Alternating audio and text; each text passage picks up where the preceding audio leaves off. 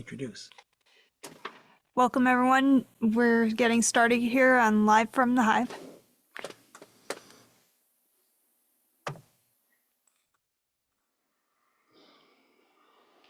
And we're live. Well, hello everyone, and welcome to the DC Buzz Live from the Hive Audio Series. We have a really cool new installment, one that has been very close to my heart. I wanted to do for a long time. My name is Andrew Raut. I am the course director for Introduction to Post-Production. This buzz we're going to have tonight is very special for a couple reasons. The buzzes that you have seen from the audio series previously have been in our podcast room. Well, we thought as a team it would be really cool to go on location. We are going to be exploring the cool, crazy world of sound effects recording. And what better place to do this buzz would be from one of the crown jewels of the school, the Full Sail dub stage. As you can see, this is where we actually mix movies. But to be perfectly honest, that's not really the coolest part. I get to do this buzz with a very special individual, a colleague of mine I've known for a long time. I have taught with him shoulder to shoulder. We have worked on movies together. It's been an honor and a privilege to have supplied sounds for his company, Blackguard Sound, and he can tell you a little bit more about that later. But I want to welcome Jason Strawley to the buzz. And so Jason is a world-class sound recordist. And not just that, he's a world traveler too.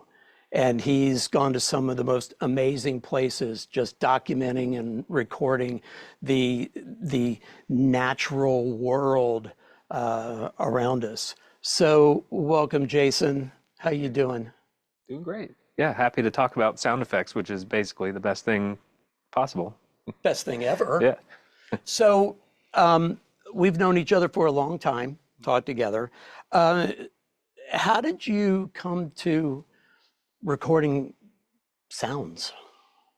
Well, I've always been really interested in sound, even when I was a little kid, little toy recorders and the Casio keyboards that you could record your voice into and really? sample it and play it all up and down the keyboard. But it really started when I was 13. I got a mini disc 8-track recorder. No way, really? And most people probably won't remember mini disc. It was like a little micro CD with really bad compression on it. Yeah. It sounded terrible. But I bought an 8-track mini disc recorder to record all the local metal bands at my middle school, including my band. And then I realized that I really loved recording from that moment on. So never looked back from the time I bought that thing when I was 13 until now, almost 30 years later.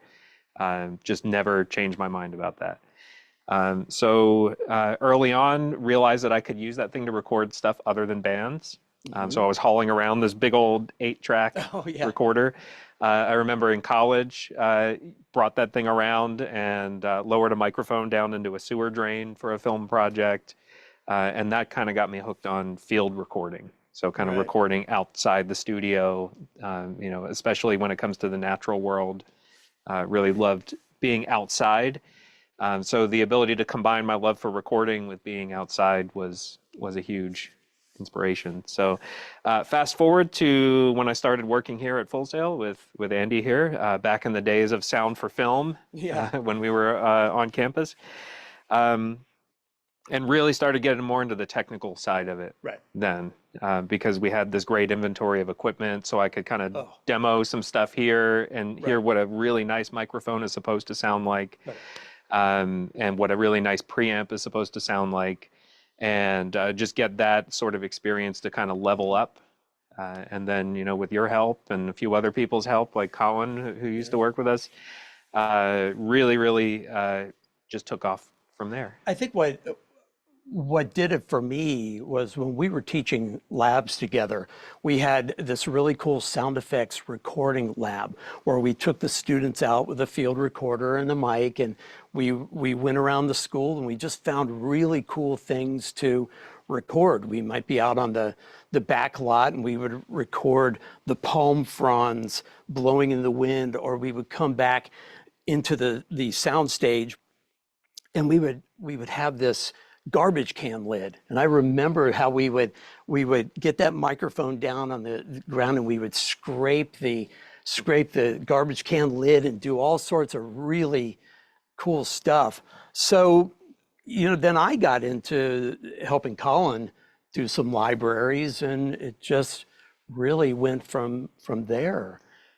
Yeah, and a huge part for me has also been getting into audio post-production, like working in a dub stage like this, like editing sounds and using sounds from libraries and really realizing what was missing from the library. Oh, absolutely. Like a big thing for me was I always wanted natural recordings that didn't have any noise pollution from humans in it. So no traffic, no airplanes, no car alarms, things of that nature. And I just couldn't really find it. Yeah. So that was a major factor, was kind of getting into editing and then realizing what are the shortcomings with the sounds that are on the market, and trying to develop new ones. So that was another huge factor in like kind of developing to where it is now. And for me, when I'd be working on projects, I would get so frustrated. I'd be poring over libraries and, I'd see this long list of sounds and I'd have to audition them and, and really, again, not finding what I wanted. And I realized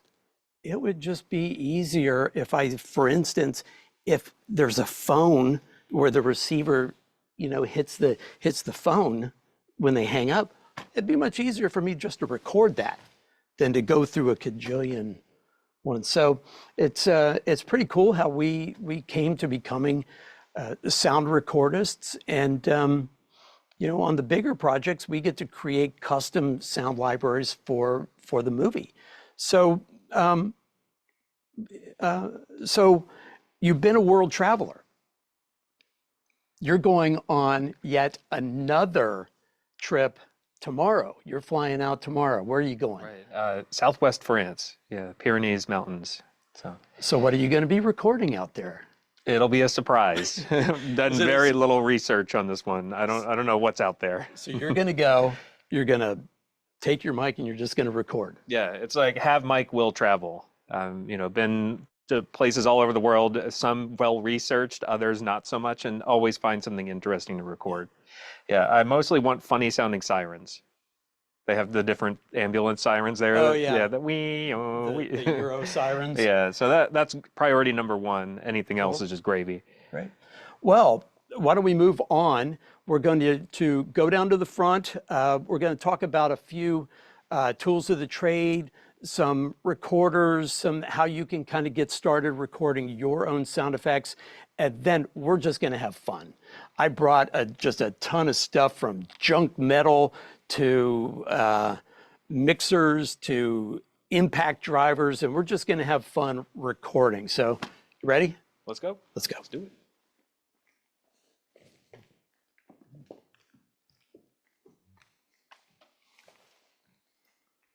Through the magic of television, we are now at the foot of the dub stage. That's right. All right. So here we go. We brought just a bunch of really fun stuff. But before we actually get started, you can actually start recording now, actually. You could simply start on your phone. Just go to the App Store and download just a simple audio recorder and just go to town. If you want to kick it up a bit, there are a number of wonderful hand recorders out there by Zoom and Tascam. These are very familiar, okay? But when we're outside, not inside, but outside, it's important we take wind protection wherever we go, okay, if we're going outside. And this little furry thing is what we refer to as a softie. And, you can see, if you can see the microphones up here, this simply just goes right over the top, and we can go outside and we won't get all that sound from wind. Okay. Another thing, you will be eventually getting a camera package, a really amazing Sony camera, which will come with a shotgun mic that you can take off and use as a microphone to record, and you can actually use your camera as the recording device. So there are a lot of really cool ways that you can get started. And one of the things being here, we have a lot of great resources for sounds, but let's face it, there isn't anything as cool as actually recording your own sounds and building your own library. So that's pretty cool. Yeah, I've got over 500,000 files in my personal sound library, and every project I work on, there's still something that needs to be recorded. It's just never ending. Yeah. Absolutely. So, I don't know, Jason, why don't you pick something? What do you want to record? What do you want to start with? Oh boy. Let's do something loud and obnoxious to kick things off. Yeah, I don't know. I was thinking maybe The impact driver? Yeah, the impact driver could be cool. Okay. Now, just so you know, anything in your house is fair game to record, isn't it? Oh yeah, definitely. Yeah. Lots of mundane, everyday stuff happens in movies and TV shows and video games all the time. All the time. But what is also really cool, we will spot, and you've gone through my course, you understand what it means to spot a film. Well, we can record an effect, you know, it could be, you know, whatever we see on the screen, we record the effect to go with that, but also we just record stuff as source material, because what is really cool is that we'll take a sound and we'll bring it into an editor, or you'll run the sounds through your Euro rack and process the daylights out of them. And that's when it gets really cool. So why don't we just Yeah, just case in point, I've used like an electric drill motor like that, and kind of changed the pitch up and down and made a spaceship engine out of it. Was that one that I supplied? I think it was. Yeah. So, okay, so what you're going to see us do, we're just going to play, we're going to make sounds, but I want you to focus in on the performance. So check this out. So we'll do some blasts. We'll hold it a little longer. Some quick blasts. Or we might change the pitch. Check this out.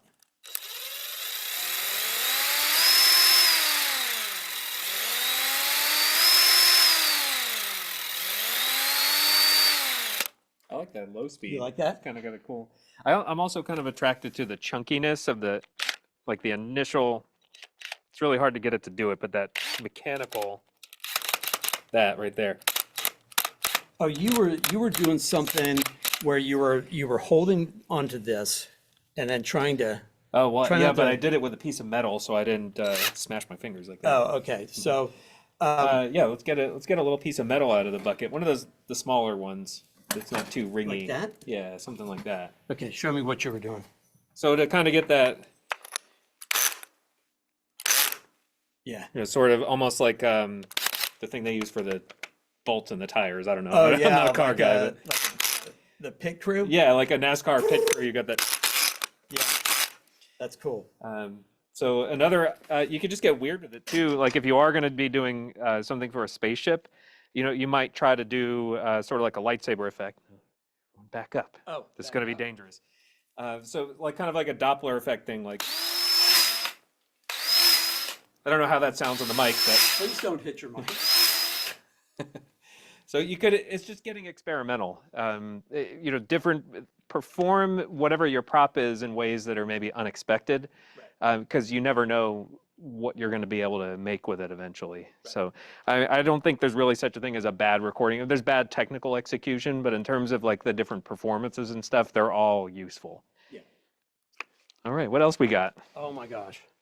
Oh, one thing, for instance, here's, let's see, here's an egg beater. One of the things I do before I start recording it, I just kind of check it out. I'll maybe hit it. I might listen to where the majority of the sound is coming from. Yeah, is it at the end, the spinny things at the end, or is Right. it the handle that you're turning? Right, The because gear on that? yeah, the gears, if you can see them, the gears have a different sound than the actual beaters. So check this out. We're gonna record from the beaters first.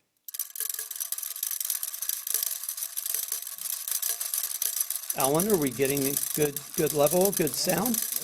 Good? Sounding great. Okay, let's record the gears.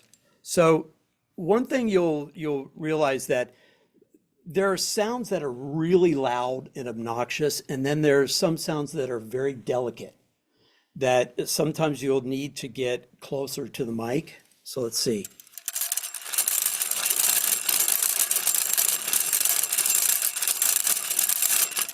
How's that, Alan? Does it? So another thing that I think is really fascinating is like physical interactions and maybe even kind of unexpected ones. Like there's like a playing card Oh, just sitting here. Okay.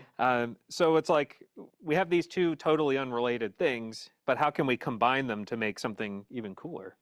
Well, Okay, so we're going to do this, and then I want to see if you can, if it brings up an image in your mind. Ready? ready.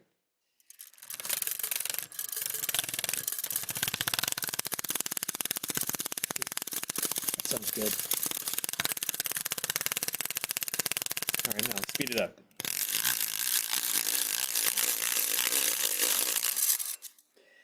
So that's kind of cool because it's interacting with something else and creating an entirely new sound Yep. that wouldn't be possible on its own. So that's another thing. Like consider your materials. What is something made of? Metal, wood, paper, plastic.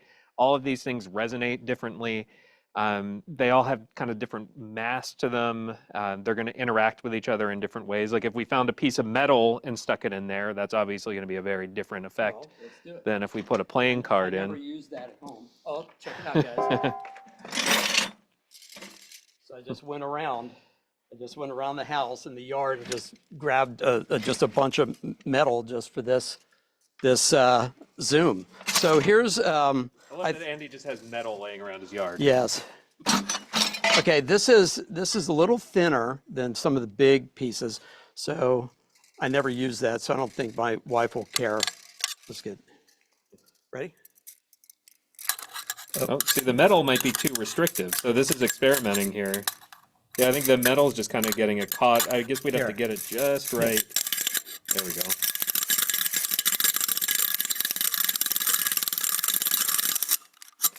Yeah, so what could that be used for? I don't know off the top of my head, but you know, sometime like I'll be just messing around with my sounds and speeding them up and slowing them down and playing them backwards.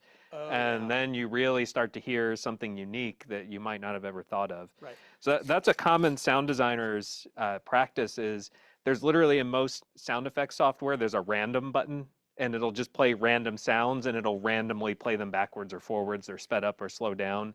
And it's just to get your ears kind of hearing things differently in unexpected ways. So Now back to that question about that image. This conjured up for me, you know, when we were little and we had our bikes, we would take a playing card with a clothespin and put it on the front fork, and it would, you know, the spokes of the bike would give that sound. yeah, you're kind of giving me some remembered trauma. If anyone's ever played Magic the Gathering, I've put thousands of dollars of Magic cards in the spokes of my bike that I didn't realize were worth anything. Oh no. Yeah, so a youth squandered. Okay, here's one. This is really cool. This is an old Kodak Cine Model 60 8mm movie camera. Okay. Camera?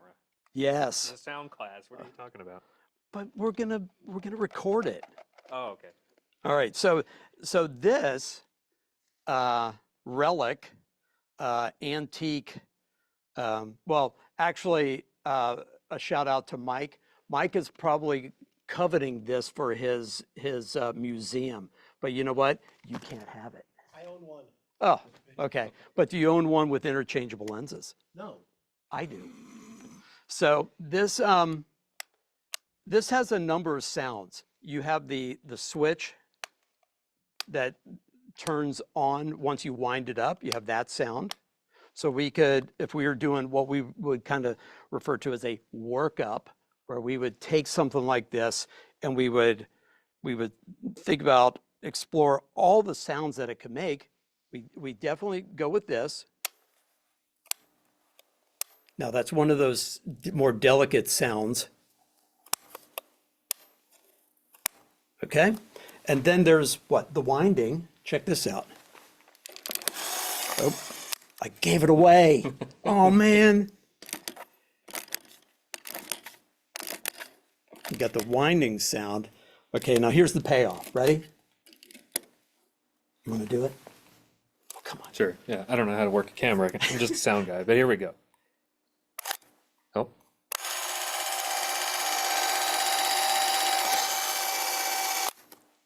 I don't know. It's cool, but it's kind of muffled. Is there a way to like disassemble this thing to There get is. up in there a little bit more? We would have to be able to open it to put some film in it. Now what we'll do. Now, film is this thing that we used to put inside cameras. Oh, that's right. Okay. So this is going to give a different sound. Yeah, so by Ooh. removing the cover, I'm hoping we can not only get closer, but we're going to hear more of the high frequencies that are getting dampened by the cover being in the way. Right.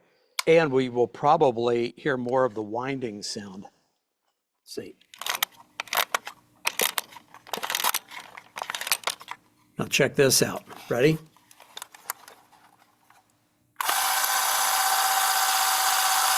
I can already hear more.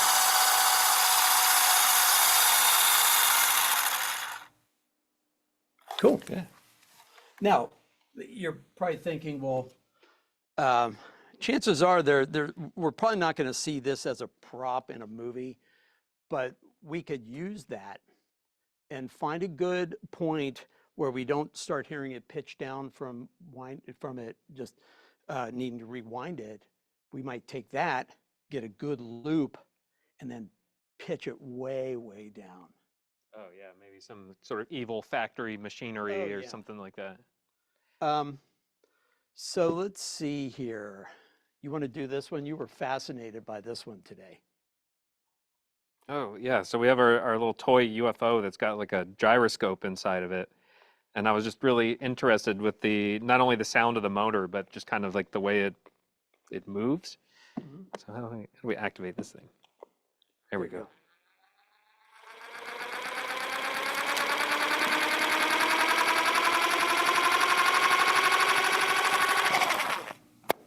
So you get that kind of cool acceleration while it speeds up. So let's hear that one more time. I think you have to hit it on the table.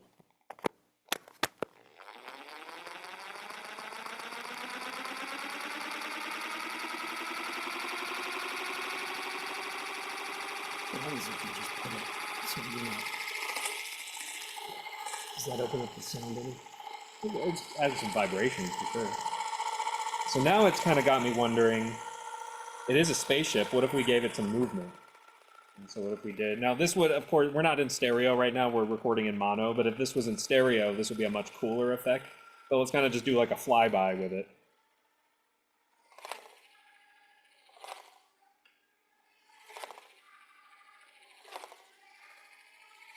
Yeah, so maybe we're getting a little bit of a shift there, but if it was in stereo, we'd really hear that left to right and right to left movement, and it could kind of be like an element of what we call like a by, so a sound that's going by the microphone. Right. Nice. Oh, let's see. What's next? What do we want to do? Let's do something with our bucket Our of scrap metal. bucket of scrap You went to metal? all the trouble of getting all I the scrap know. metal out of All your right. yard. Do we want to do the pour it out on the ground? Well, let's see. We're on carpet, so it's not as cool as if it was like concrete or something. That would be really loud and awesome. Yeah, I don't know. Let's, what I like is this chain. I'm kind of Oh, you curious wanna- about how this chain might Oh. be able to get in the mix here. Okay, so, all right. Ooh.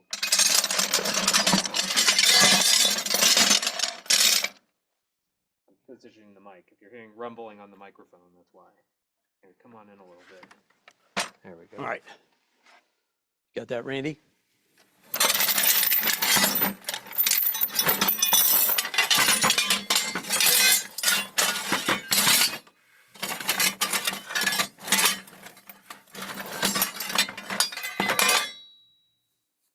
That's kind of cool. Metal rubble. You know, you could maybe if there was like a building got destroyed or something, and you needed just an extra little, layer of flavoring in there to kind of sweeten it up a little bit. Oh, that'd be really cool.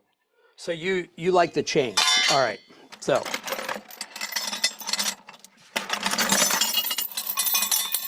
Oh, that's a good heavy piece of chain too. a couple of them here. So what do you want to do with it? Well, your first thought might be to like kind of jingle it. I think it's a little maybe too heavy to get a really good jingle out of it. I'm kind of thinking more of like getting it moving against other stuff. So again, kind of materials interacting, which is Okay. kind of cool. Here, so why don't we hand me that piece of metal there. And let's move this out of the way. Let's, Oh, you want to do the yeah, so I'll Dragging it I'll hold across? this here and you can kind of drag it across. okay. See if that gets us anything good.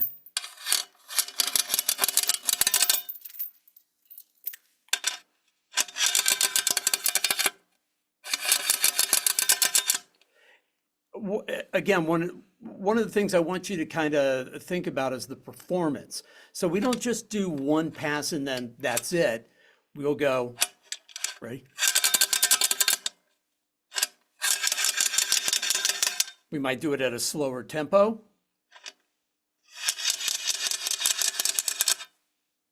Maybe a faster one. And anywhere in between, we might do some short. So let's do, we were playing around with this a little bit earlier. It got a neat effect.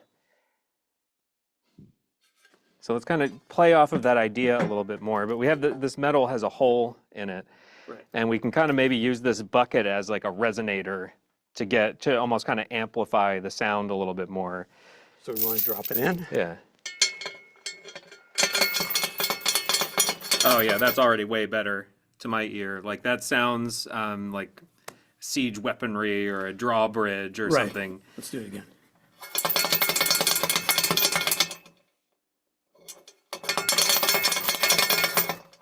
Yeah, so imagine the enemy army is approaching the gates of the castle and they need to pull up the drawbridge. Yeah, that'd be really cool. Yeah, or like a big catapult or something like that. And again, you could play with that. You could slow that down and make it even bigger.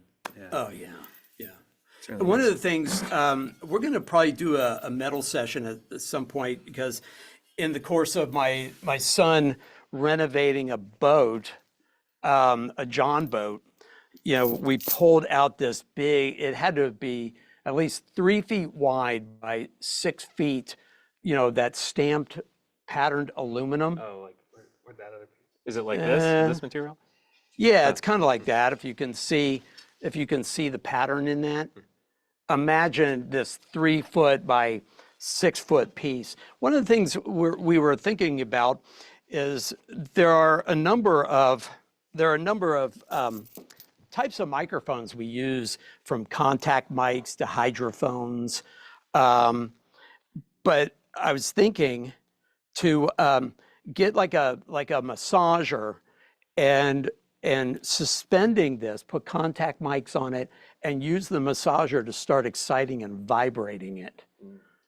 And then my neighbors were renovating a house and they were pulling out a chain link fence. And this is when you said to me, boy, that's some thinking out of the box. So I got this fence post and I was thinking, how cool would it be to put a Bluetooth speaker on the end of this like 4 foot piece of galvanized pipe and then just play stuff through it and see what the resonance of the pipe did to what we were pumping through it. So See, I'm the weirdo. I go to Home Depot and like pick up everything and put it to my ear and listen to the world through it, or I walk around and bang on everything in the store. So it drives my wife crazy, but I have fun with it. let's see, we're gonna try to, I don't know. Let's see if we can get like a gong going. We have these, a rubber mallet and some sort of like, a marimba mallet. So let's see what gets this thing going here. So again, just like exciting, getting some vibration going, you get some really cool effects. But let's see. Ooh, that's loud. that probably clipped. I'll hit it a little more gently this time. It's kind of got a musical element to it. It's kind of pretty. Let's try the other mallet and see what it does. not too A little bit of a deeper bong in there. Yeah, I think it's a little bit of a bigger surface, so it got a little bit of a deeper element. I don't know, is there anything else in here you want to? I don't want to empty this, I'll get the carpet all dirty. But you guys get the idea. Anything is fair game when it comes to making sounds. Even like, oh, that's cool. I've been curious about this. Just interrupting the dialogue completely by just. My wife keeps threatening to donate that.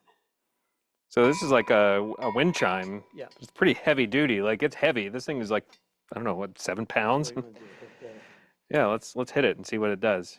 Oh wait, we should probably fix the mic though. You got it. Come up on this just a little bit. Sorry if you're getting any handling noise. Here we go. Let's go for the soft mallet. Oh, the clunk. Hold on. little bit Try of that. That's much prettier than the other piece. You could almost use this as a musical instrument if you played with it.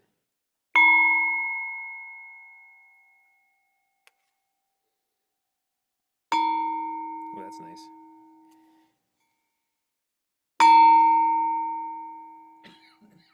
I like that. Or you can hit metal on metal. Oh, here you go. It's a baby hammer. For sound effects use only. Right. Don't attempt to fix your house with this hammer. It's not going to cut it. Ooh, that's Like almost like an anvil, like a blacksmith. Oh, yeah. That's really getting the room going too. You can't see this room, but it's very acoustically treated. It's very what we call dead. There's not a lot of echo or reverberation in here. But a sound like that really got it moving. I could actually hear the room in a way that I don't usually. Let's play with the bowl and some of these BBs. So, you want to play it? Got to get it suspended. More metal.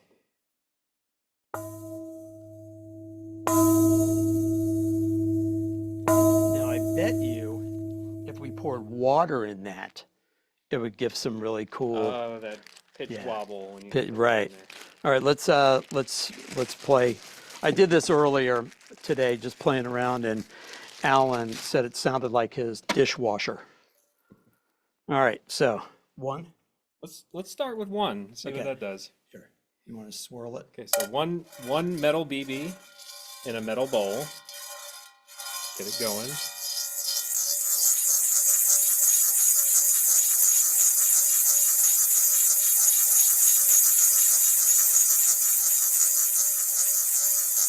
Really got some momentum on it.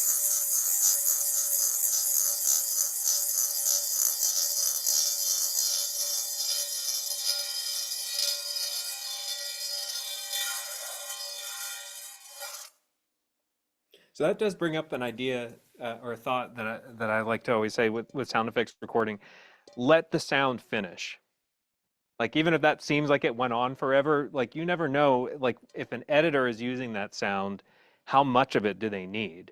And maybe that's the element they're looking for, is like right as it started to slow down and it's losing that momentum, it's like the pitch is changing and the speed is changing at the same time. And that you could use that as a layer of maybe some, like a robot turning off. You know, if you had a robot and you shut it down, you might need just that little piece at the end to really sell the fact that it's getting turned off. One thing I heard is that, you know, we only have one of these BBs in here, but depending on how you hold the bowl, where you're not pinching off the resonance, you can do the same motions. We could here adjust the mic so we can. Tilt it down. Yeah, I want to tilt it. That's the front, right? Yeah. Okay. So now instead of we were miking from the front of the bowl before, let's put a couple more in and have the mic pick up more of what's inside.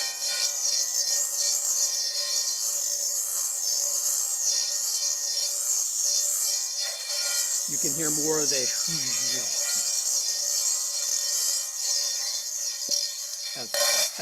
add a few more.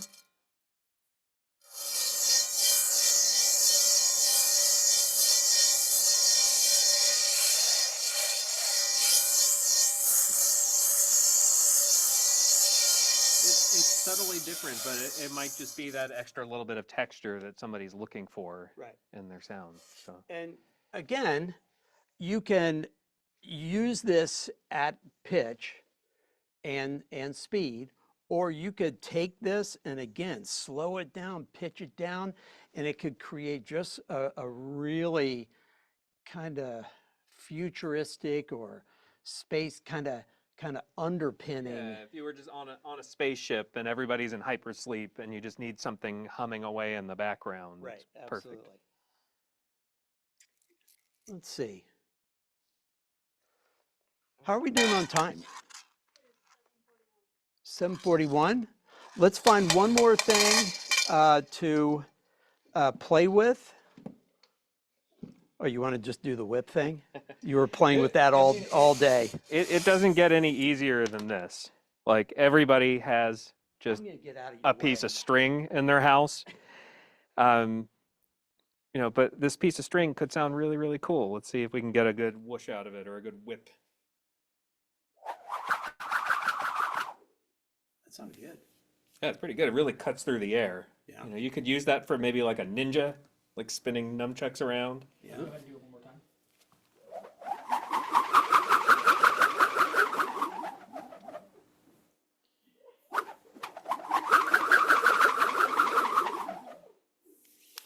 I'm not going to do it because it would be very dangerous, but another interesting thing, don't try this at home, kids.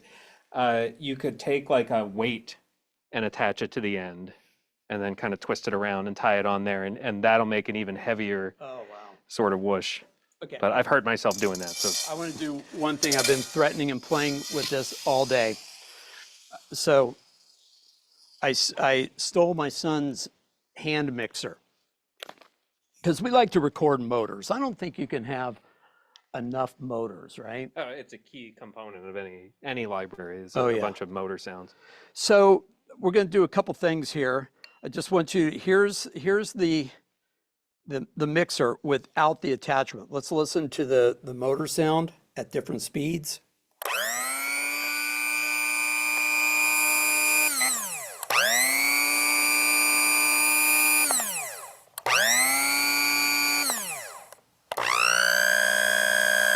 Now what I'll do is I'll listen to it and see where the sound's coming from.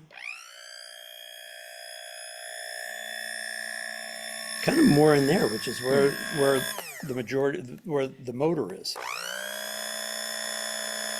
I really like that lower speed. It really has a sci-fi element to it. Now check this out. When we do this, listen to it now.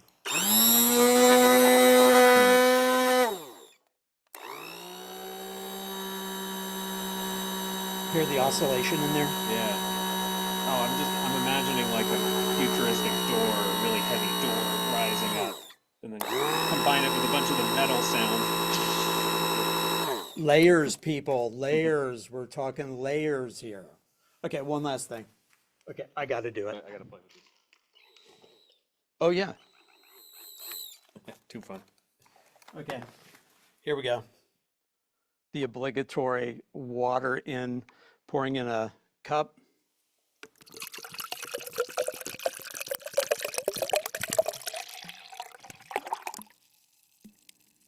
All right, so we'll try not to get his, what, $3,000 microphone wet. If anyone's curious, it's a Sanken 100K, which is a very special sound effects mic because it records high frequencies way above what humans can hear, and it's specifically meant for sound design. But yes, So how would we it use is that, expensive. So this means when you do slow those sounds down, like we've been talking about this whole time, you don't lose any sound quality. Right. It still maintains its full, range of frequencies. Right. They just get lowered. Okay, so I'm gonna hold this down here. So slowly drop it into the water and let's see what it sounds like.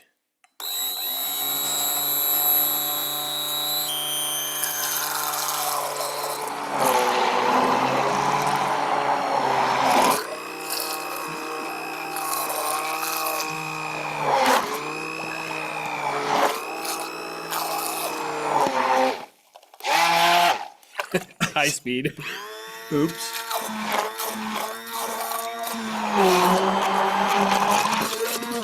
All right, I'm making a mess. If you're not making a mess, you're not doing it right. that's true. We should have brought a watermelon. We could have just completely ruined this beautiful room. It'd be amazing. Absolutely. On camera for the world to see. Okay, we've shown you a lot here.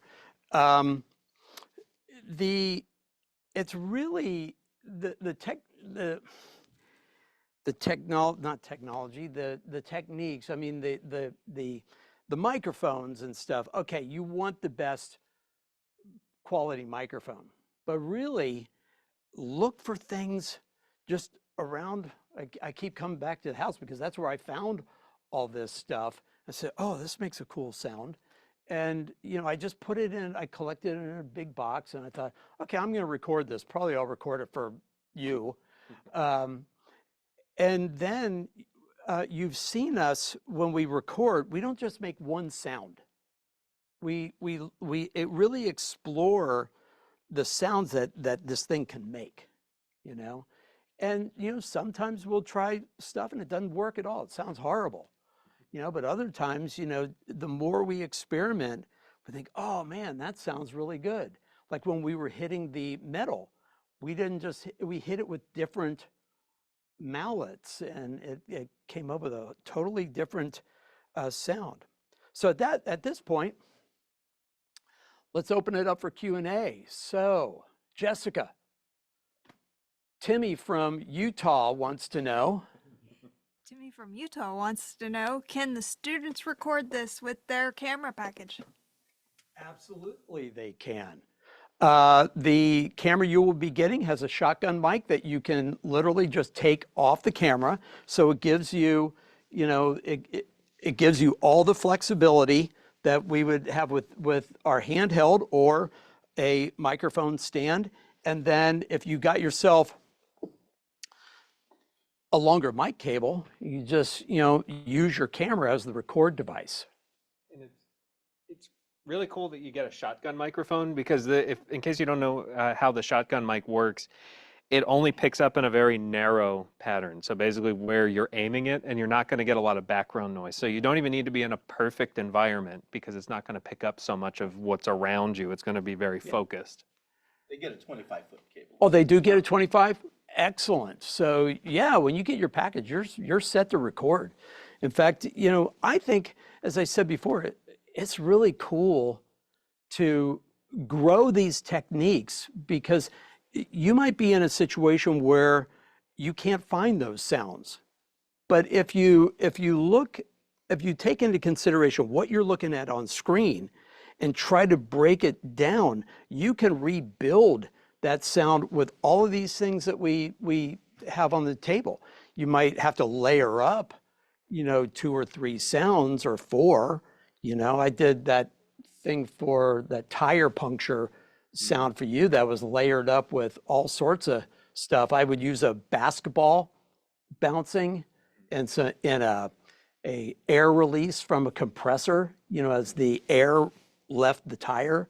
So what is really cool, and we encourage you to do this.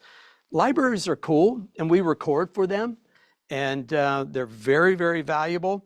But developing these skills to record this stuff and really tune your ear sonically it's awesome. Yeah, your creativity is more important than the physical tools. So yeah, using your camera, using the shotgun mic that comes with that camera, it's really what's up here that is going to make the difference. Absolutely. Any more questions?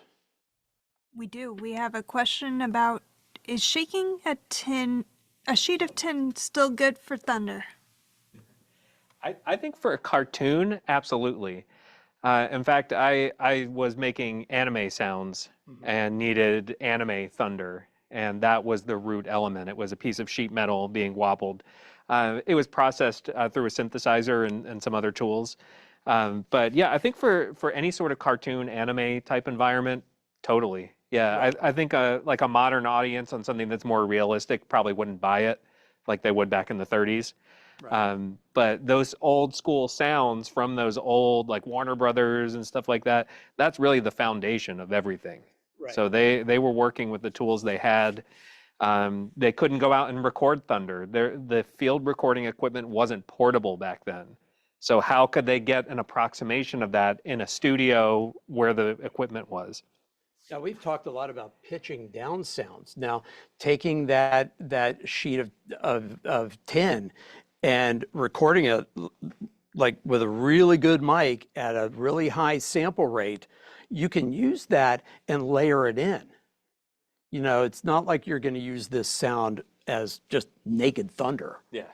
You're going to take it and you might layer it in with some rain.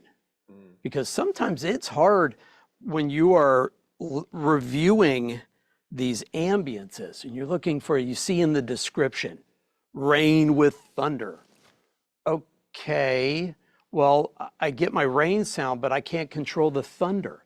What if I wanted the thunder a little bit more up in the mix? Well, I can just take that, drop it in, and layer it up in the mix.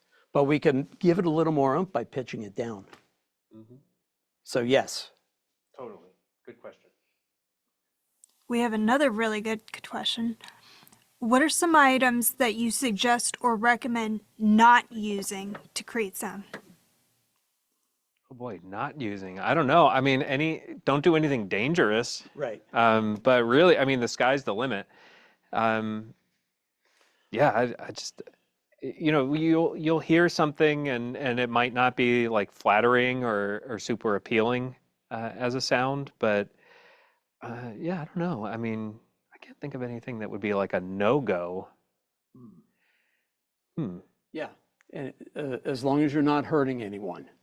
Yeah. In the process of getting sounds, we kind of joke about, when we do the gruesome, stabbing sounds, it's just like no human was stabbed to get this sound.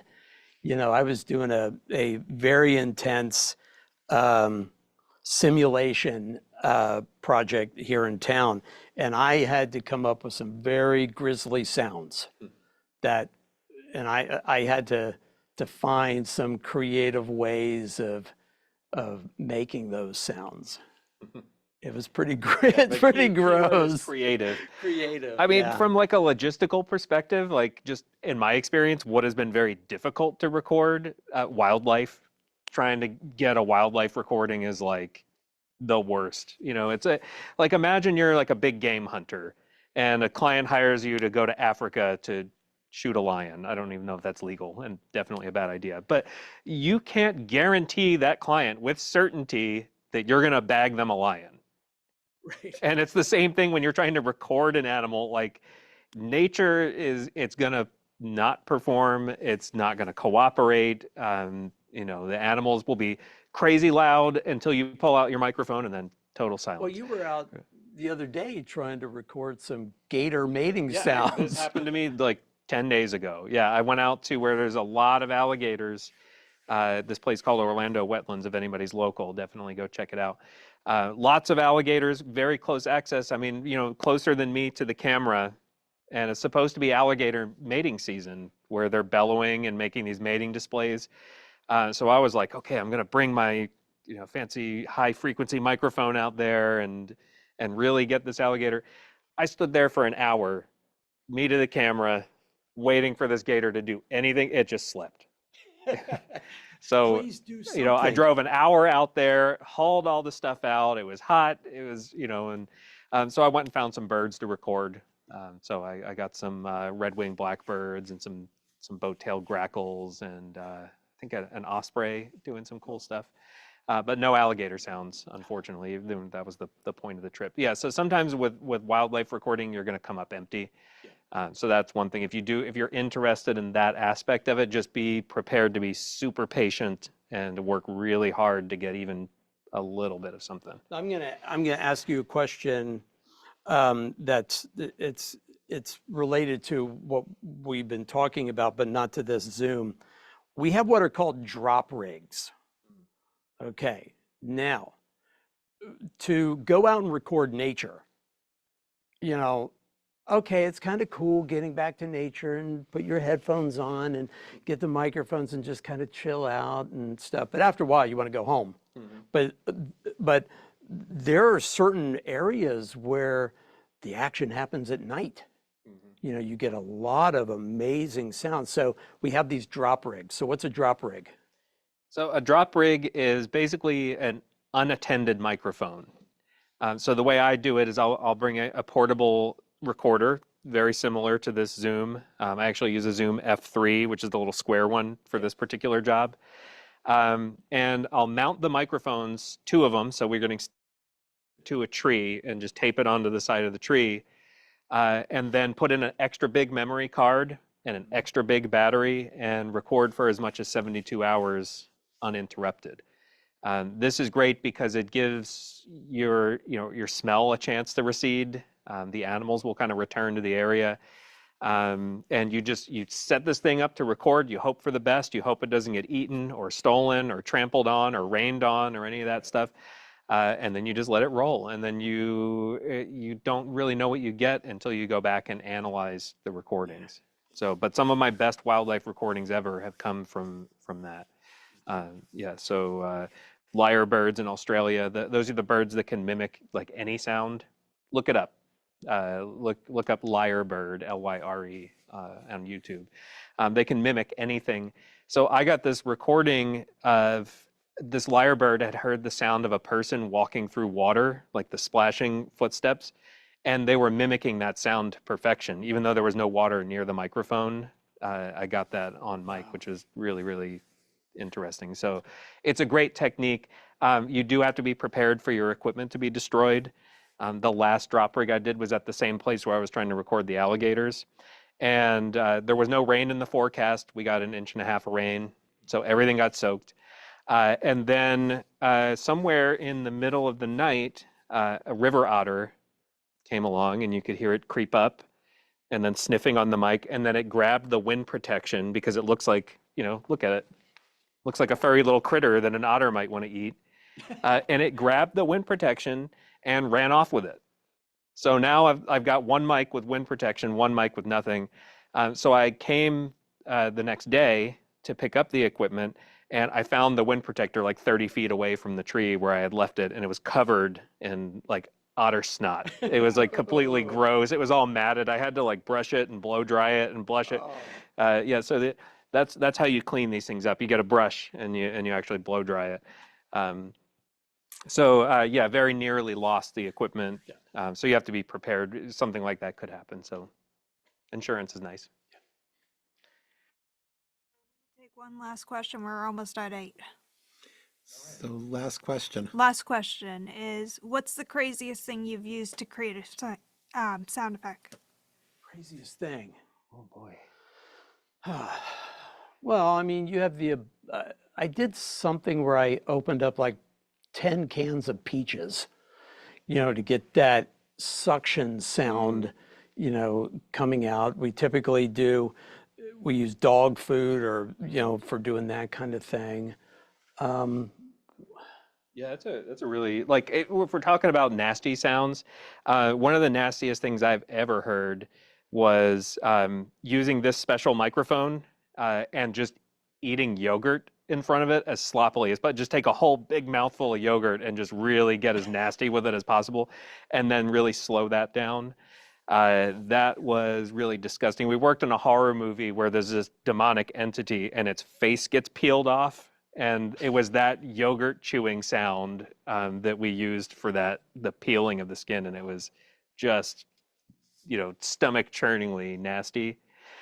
But that's kind of expected though. When you're doing gore sounds, that's kind of the path it's usually gonna go to like food, fruits, vegetables, mushy stuff like that. So that's not too unexpected. Let's see, maybe something unexpected. Oh, I have one. Yeah. Dry ice. When you take a chunk of dry ice and drop it in water, it gives you the, Frankenstein, lab, boil, bubbling sound. But if you take an iron and you put the iron on the dry ice, it gives this really angry, aggressive, metal tearing, screeching sound, like let's say a boat is sinking, or let's say like the Titanic hits an iceberg, but then you hear all of the metal, just screaming and tearing. It gives us a really cool sound. Yeah, that's cool. That's a good unexpected one. Yeah. All right. Anything else? All right. It's We 8. made it to time. Well, we did. Well, everyone, thank you for coming. It's been our pleasure to, share with you our world of creating sounds. We want to, encourage you just to go for it and just really have fun and develop your skills and get some really cool sounds, and who knows, we might turn you into a sound recordist. But first jobs. Right. So again, thank you for attending the DC Buzz live from the Hive Audio Series. Yes, I got it right this time. And stay tuned for part 2 of this new series on recording sounds. Next time, we're going to look at field recording. We'll talk about all the crazy locations and that we've been to record. So that's up next. I don't know when that's coming, but I don't know. Have a great evening. Thanks. Thank you. Good night.